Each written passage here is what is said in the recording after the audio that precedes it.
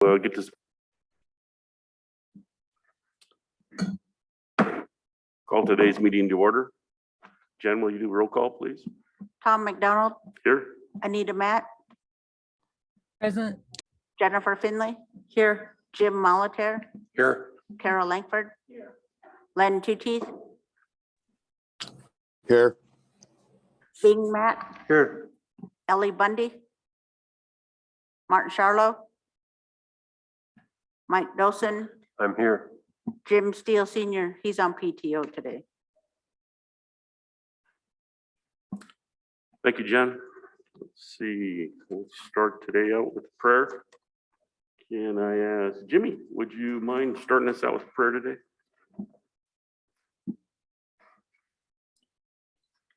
That's good. Grandfather, we're calling you today to join us to guide us with what we do for the people and help us make the right decisions. And also ask you to look down on people that have lost loved ones and that are hurting in that area. Lay your hands on them. I ask you this in your name. Amen.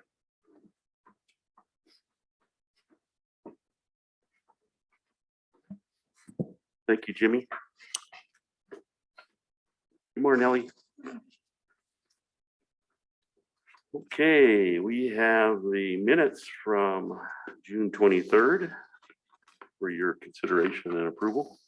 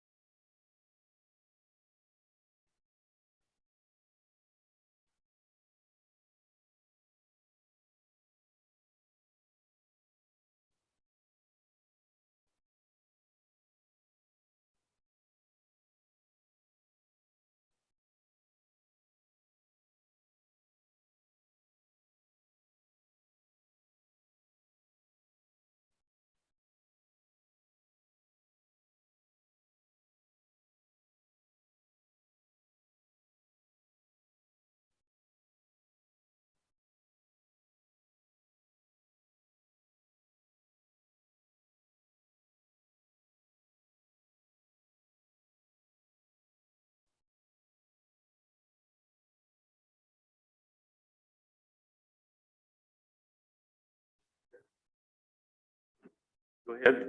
Motion to approve the minutes of June 23rd with corrections, if any. Second. Motion by Bing to approve the June 23rd minutes with corrections, seconded by Anita. Mr. Chairman? Go ahead, Len. Yes, on the first page where Jay Smith came in for a contract remodification, I had contracts and grants reach out to me and they needed a change on there. And if Abby could just reach out to Nori and she could tell specifically what the change needed to be. Thank you. Len. Any further discussion? All those in favor of the minutes?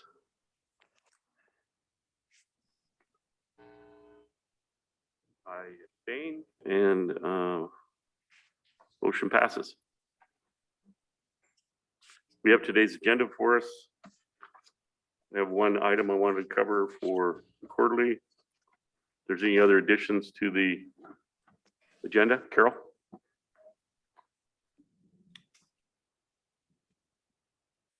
Carol has an item. Okay. Any other? I'll have something open, please.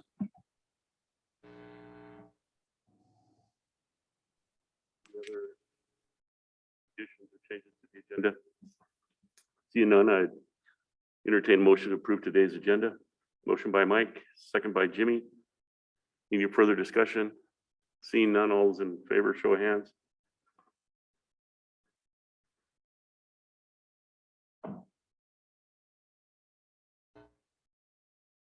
Unanimous. Thank you. First, walk in. Just wait a moment. Okay. Just one walk-in, Just one Iris. walk-in. Iris? Come on up.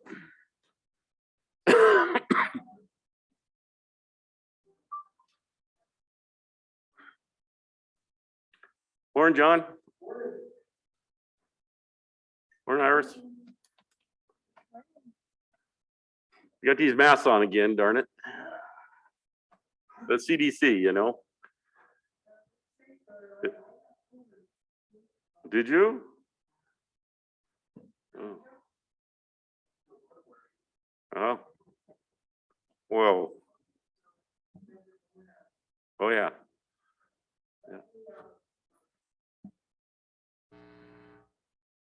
Yeah, you know, when you get the vaccine and the boosters, even when you get it, it lessens the symptoms. So it's always a win to have the vaccine. So thank you for getting it. What can we do for you this morning? If you please use a mic if you can, push the button. Well, I'm here on behalf of John and also on behalf of tribal members in 69D. John has applied for a position over at Kerr Elder, which he's been working with Constance in doing the job since March. Hold on a second, Iris. Carol? This is a personnel issue and those people aren't here, Iris. And so I don't know, can we go into executive? If this is the same issue, I don't know what we can do to change it. We can't. It's a personnel issue. And it needs to go back through the process. And if you're having an issue with a non-member, you need to go to the supervisor of those programs, which is Patricia Hibbler. Well, I've called Patricia Hibbler twice now. And she has never returned my call. I've called Is Rick this- Ines twice. Is this your issue or John's issue? I said I was here on behalf of John. The issue is a non-member was selected over a tribal member when it clearly states in ordinance 69D that that's not possible. So yes, it is a personnel issue, but the real issue is this is retaliation and it's obvious. It's obvious because not only did I win the job by the point process, the job was for me. I mean, I won the job at the interview process and I was overrode. Okay, so with that being said, isn't there people that are in the chain of command that review this? This does not belong in council. I thought we all agreed as a council, even though tribal members can walk in and talk to the council, but that still, I believe, belongs in a process. And when it gets to us, then it's to us. But I don't think we're at that point yet. And I don't want to turn them away. But I think John needs to stand up and, you can talk for yourself, you're strong. I've seen you. Well, I have come up and talked and I never got anything done, so I brought backup this time because nothing ever got done last time. Yeah, but. So, Okay, let's say you're not right then. What if you aren't right because you think there's retaliation? even if there's not retaliation, I'm still a tribal member. I still won the job. How could I be overrode for a non-member, Well, even though I'm qualified? it just happened just the other day with housing. And that's The why we're same here, thing. because it needs to stop happening and you guys have the power to make it stop happening. Agreed. Agree. That's where we're at then. That's why we're here, is to talk to each and one of you. We voted you guys to make sure policies are followed. So here's what we can do for you today. We are going to revisit ordinance 69D. And so when the last revision for 69D came forward, the council approved last year. It delegated that authority to hire non-members strictly to the department heads.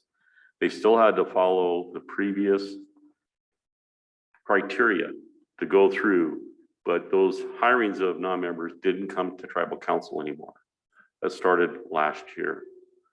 So we can revisit that issue for you, John. And there's another part of the recipe in there that in your particular case, I want to revisit as far as the due process of notification on terminations, where it's hand delivered, there's a face-to-face communication. And that's another edit that I'd like to have revised in the 69D. But what you're talking about is you don't have the confidence that that department did their due process to make the selection for a non-member over a tribal member. That's what I'm hearing from you. And so that's the process. We need to make sure we double down. That's done according to the processes that have always been in place for quite some time now. That hasn't changed. It's just that the decision maker, that the due diligence was done, is the department head, not the tribal council, when the last ordinance revision was written and approved by council last year. So that's what we need to do as a team. What we'll do to review it. But that's, it's in the top of, yeah, Carol's right. There's been some other instances what's been brought to us. We just need to do our due diligence to make sure they're following the protocol that's correct. And we'll do that. We'll have a executive team meeting and make sure that that's there, or we have a rewrite of ordinance 69D that makes, doubles down or triples down the protocol to make sure that review happens. That's the best that I can offer for you on behalf of council this morning. So, but now I'm aware of one more instance where there's a complaint on the hiring process. And when are you gonna be dealing with this? Because Well, we meet with the executives every Monday. So actually, not this next Monday because of the holiday, but the following Monday we will. Yes. But 69D is for tribal members to get hired. We double down on our preference. The norm out there is just Indian preference hiring, where if you're equally qualified, the tribal member can get hired, and that's basically mimicking federal policy with the Bureau of Indian Affairs. We took it a step farther and said, if you're a member of our tribe, you're ranked above another federally recognized Indian. We've also given preference almost of equal status of a member of another tribe to descendants of our tribe. So we've done the best we can to make sure that we hire, if we have a tribe member that wants to work, we want to have them working. That's the goal. The goal Well, is to do that. I want our tribal members looked at first, all of our tribal members looked at first. That's the way the system's written. It's not, I'm not here just because this is my son. I'm here to tell you guys need to start hiring our own people and training them. Because this is ours, not anybody else's. This is our tribal. I'm talking our tribal, Yeah. Yep. not, And we're the only reservation in the world where other people can come here and get jobs. You go to Browning and you're from here, they won't even look at you. You go to Wind River and try to get a job when you're from here, they won't even look at you. But you can come here and beat out a tribal member? That's we need to That's start not good. looking at our own people. And that's why I'm here. And I'm asking you guys to stand start up. looking at our own people before you look at another tribe.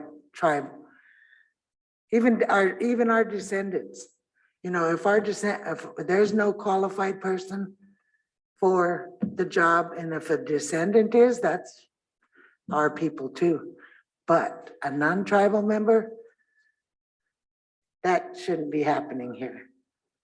It shouldn't be happening here because we have lots of people that want to work Yeah, and need to work. I agree with you 100%, but there are examples that we don't have anybody even apply. We don't have any workers at all, and we have to hire somebody to get the job done. So there are examples where there's just no tribal member wants to do that job. That's just a fact, and I don't know, we may always have that situation. But you're right, we need to make sure we do our due diligence to make sure that we Well, hire he as wanted many it. tribal members as we can.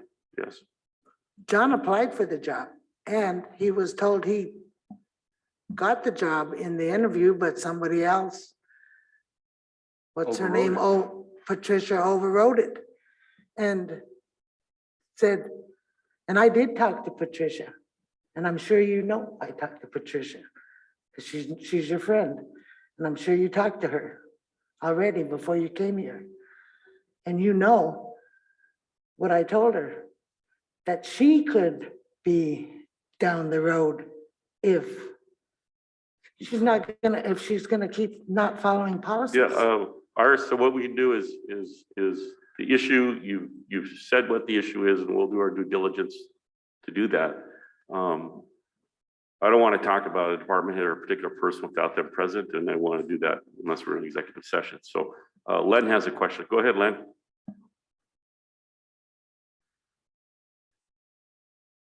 Can't hear you, Len. Can't hear you, Len. Can you hear me now? Yeah, hear you now. All right. Thank you, Mr. Chairman and members of the council. And John, thank you for coming in and bringing this issue up. You need to call us on this. This was, this happens more often than not. This happened over at SKC, and it really puts the council in a tough spot. And this is just one of the many efficiencies of our new reorganization that kind of takes council out of this aspect of the government, and it's wrong. And when stuff like this happens, we need our membership to step up and call us on it, make us do our job. It's not right what happened to you. It's just a tough deal for me, and I hate to see any of our membership go through this, but I just want to thank you for bringing us in and keep bringing it in. Keep calling us on it. So, all right, thank you. Well, Thanks, Len. thank you guys for your time, and I, really hope you guys address this at your next executive meeting. But the real reason we're here is so all the membership can read this in the minutes, because everybody needs to know out there what's going on in the organization, and it's not good. It's not good at all. Whether you guys can take the power back from your executive people or not, I've seen so many people be terminated the last 6 months over minute issues. It's really disheartening. So I think that I really think that you guys did good work before, when you guys had the power to decide on this stuff. But giving that power up was not a good idea. I mean, we voted you guys in to do this stuff. We didn't vote the executive people in to do that job. We voted you people in. So that's what I think the membership needs to realize, is that you guys aren't doing that anymore. It's kicked down to somebody else to do. And I don't think 80% of the membership realize that you guys don't have this authority anymore. And I just wanted them to read this in the minutes, that, there was a tribal member that was qualified and won by the point process and was still overrode. I just wanted the whole membership to know this, not just you guys. That's why I'm here, is so that everybody can hear this. I don't go on Facebook. I don't go on social media and throw it out there. I want people to read it in the minutes, and I'm going to be writing in the Charcusta and the Leader and the Missoulian about how I was overrode because of what? I don't have any idea of why I was overrode. I was qualified and I won the job fair and square. And I don't feel that they let the other applicant know that they got the job the way they did, or else the integrity should kick in. I wouldn't want the job if I didn't win it fair and square. Okay, John. Ellie, go ahead. Thank you, Mr. Chair. Thank you both for coming in today. It is important for us to hear. I guess my only concern when it comes to the personnel issues is, and why we don't listen to them so much is, or we shouldn't at all, is it takes away possibly any rights you have when, if you have a grievance, there's a grievance policy. And so there's different chains of command you need to follow. And by the time it comes to us, we don't want to hear too much and then hinder that process for you in a negative way. You need to have your rights should you choose to pursue that avenue, and coming to us could jeopardize that. And so that's also a consideration for us not hearing the personnel issues. And so it may continue to stay that way for that reason.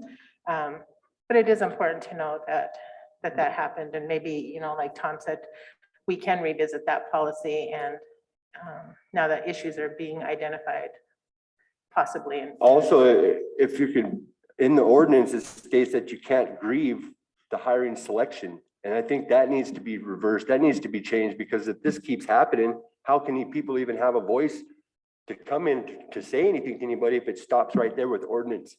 And we have to follow the ordinance. So that's what I'm saying is ordinance 69D, it says it's not grievable. It's not, you can't challenge the selection process. Go ahead, So Ally. I guess my follow-up to that would be, that may be difficult to change also, because despite what maybe your understanding is of the interview process or how that fleshed out, you're not actually in the interview room. You don't know how the other person did or the other 6 people did. And so it's really going to be muddy waters to try to Right. just take what you interpreted in your own interview without knowing what the other one and or that 2 brings or up 6 another processes. point of what happened the other day is that I was asked totally different questions from the other interviewees. And I know this because I was told this by the people that were interviewing me, that the same questions weren't asked. So that should have been brought up too. And that was never said. Nobody ever said nothing about that. So I think the personnel lady should have said something at that point, like, hey, you can't ask that question because not everybody was asked that question. You know what I mean? So it was not fair for me. Either, no way you look at this situation, I didn't catch a break. You know what I mean? I did everything I was supposed to do by the book. And I'm still doing it. And we're gonna walk away from this we understand we can't get nothing done here. But I just wanted the membership to know. Go ahead, Martin. So thank you guys for coming in. I guess, I mean, there's a couple problems here, the ordinance, but also the department. I mean, these are things that personnel shouldn't be telling anyone.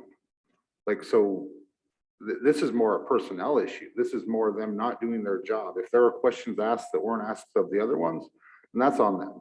And this other information, I don't know how you know that you won. I'm assuming they told you.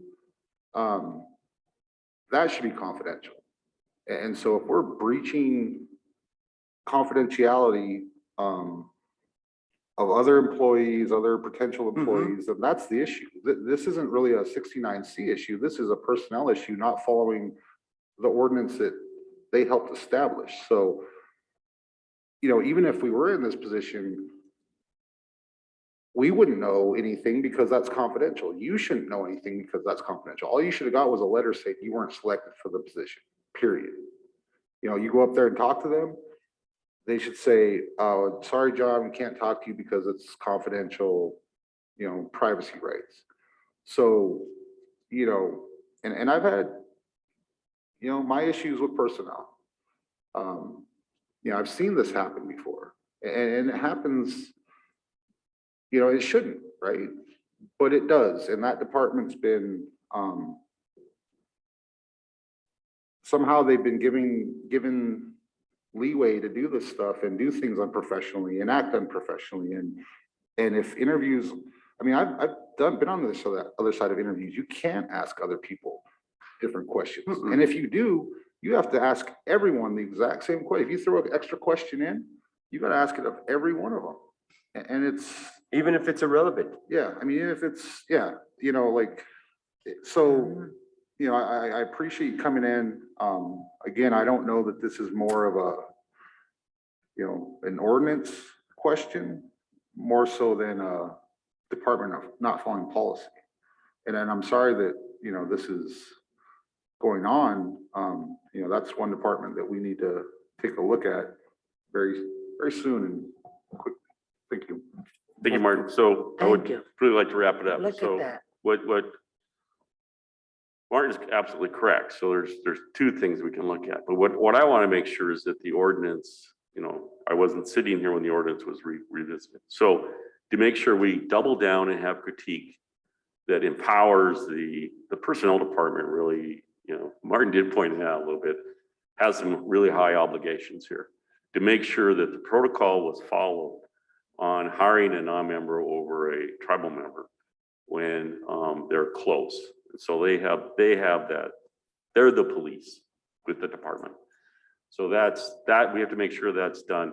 But also there's a way to make sure that the protocols that they follow are done correctly through the policy, the interview review policy itself. So we can look at that, and we can strengthen the ordinance and go from there. And that's the best thing that we can do right now. Okay. For you. But knowing that there's a situation, thank you for bringing it in, John. Okay. Appreciate that. Thank Iris, you. thank you this morning Thank for you, coming in. Thank you. Have a good day. Have a good powwow, guys. You too. Mr. Chairman? Go ahead, Carol. Yeah, I wish we would have had the individuals that supervise these departments, Lisa, and then also Patricia Hibbler.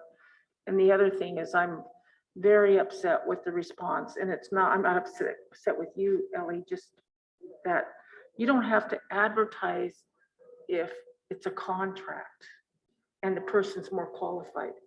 Did anybody on this council understand that that was the case?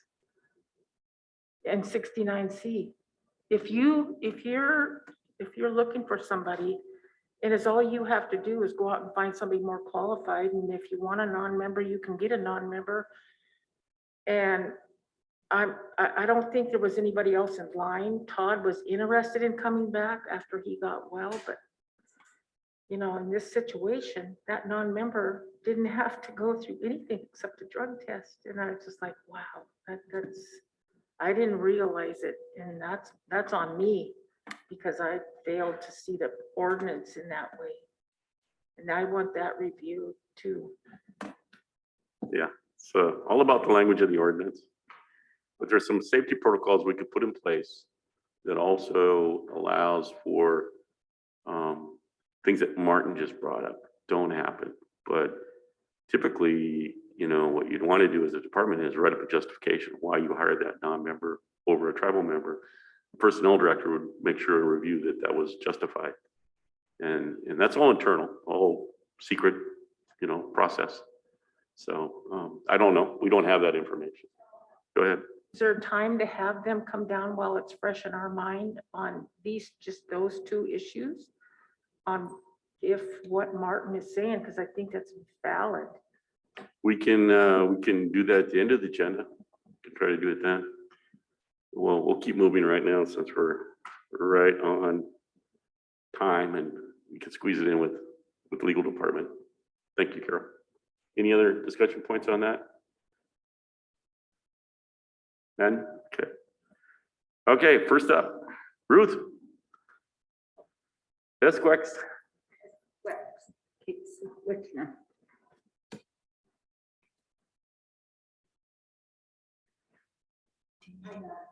Oh, good, thank you. I go from Teams to Zoom. Right. I go from Teams to Zoom and I kind of go, whoa. All right. So in your packet, beginning on page 2, presenting modification 8 to our FY22 total allocations. So the increase is 5. There's actually a correction to that agenda request. It went at 50,000. So it's a little over 5.3 million increase. Majority of those increases are going to appear in the forestry line item, fire and forestry awards for activities under the BIA compact. So we'll increase for that total, and total allocations will be 250,983,994.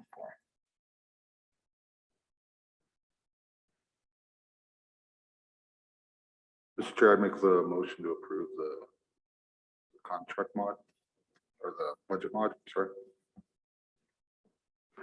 Motion by Martin to approve modification 8 to fiscal year 2022. Total budget allocations for general fund, dedicated trust, compacts, contracts, grants, water compacts, and settlement funds. Second. second by Ellie. Any further discussion? Seeing none, all those in favor?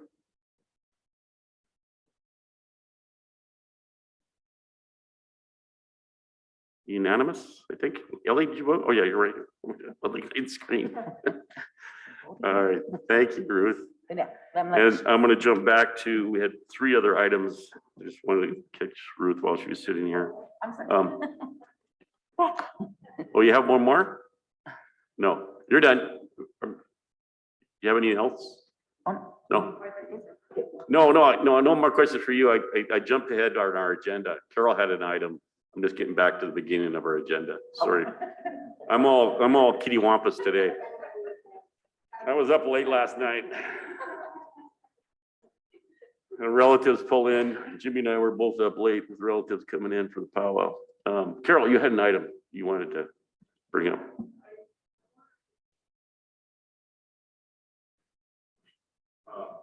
I don't know, but if it is, we can go with Martin's first and then mine, because mine doesn't need to be an executive. Go ahead, Martin.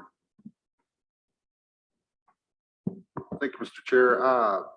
Just the, getting back to our normal of COVID, unfortunately.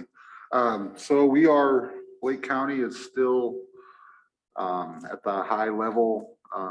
Right now, we are 66 active cases. We just had 64 newly reported.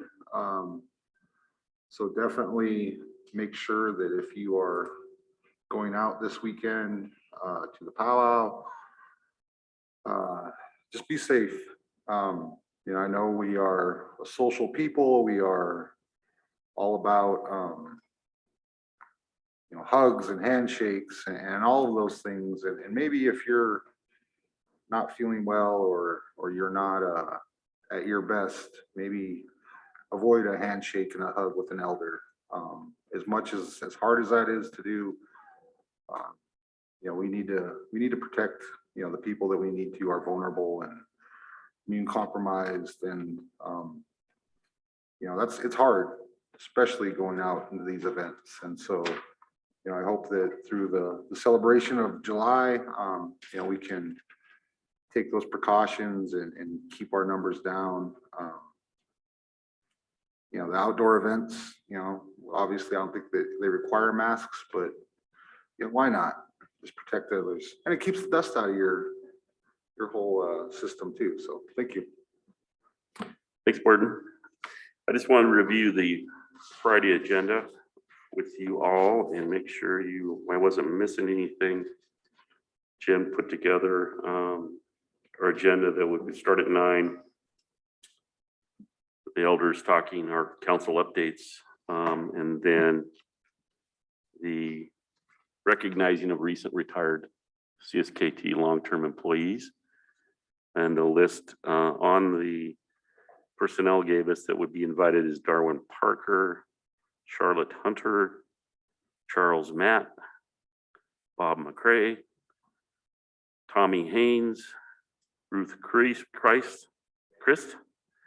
Cheryl Matthias. And then we would do an honoring for Betty Shaw and Sherry Claremont, we mentioned before.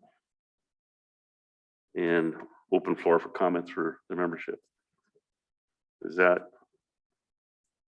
good for council for the early quarterly, short quarterly? There will not be a lunch. Be some snacks. Yeah, go ahead, Martin. We're gonna live stream it, so all the people in our league can watch it. I don't have any objections to that, so. Good. I don't know. Just some background on that. I mean, the original intention when we first started live streaming was to do with the April or quarterly, you know, and then it morphed into every day was a live stream. So, you know, I think that's kind of the clamoring is that people miss the live stream, but you know, if we did it for quarterly, at least that would be something. Council feel okay about live streaming this quarterly meeting? I kind of like it because there's so many recognitions of people. We have a lot of folks here that if they come, it's nice to be able to do that in front of people that can't attend, and they may zoom in, I guess, live stream it. Facebook Live or whatever it is. I never do it, so I'm too backwards. Okay, Bing? Thank you, Mr. Chair. Brian Lipscomb called me last night and he was asking me about giving a report on our trip down to Norfolk last week. And I told him, I said, well, there was nothing on the agenda. I said, so maybe we could give a report when I give my report. But I don't know how he's going to work it since he's got COVID. I don't know if he's going to do it from home or he's going to sneak in here and do it, or what he's up to. But I thought I'd let you maybe give him a call and see what you wanted him to. Well, he put it could in. zoom in. We Yeah, can, I know he could zoom in, but I kind of thought he, way it Well- sounds, he kind of wants to come in to do this, but oh, well, if he not sure. has COVID, he can't come in. Yeah. He'd have to zoom in. yeah, it's 5 days, so. About 5 days. Well, if he's outside of his quarantine, then he can come in. Yeah, I'll give him a call. Okay. Yeah, sure will. Appreciate it. Okay, well, that was my update, go. So I guess we'll go into executive. Sorry, Mike. 86, baby.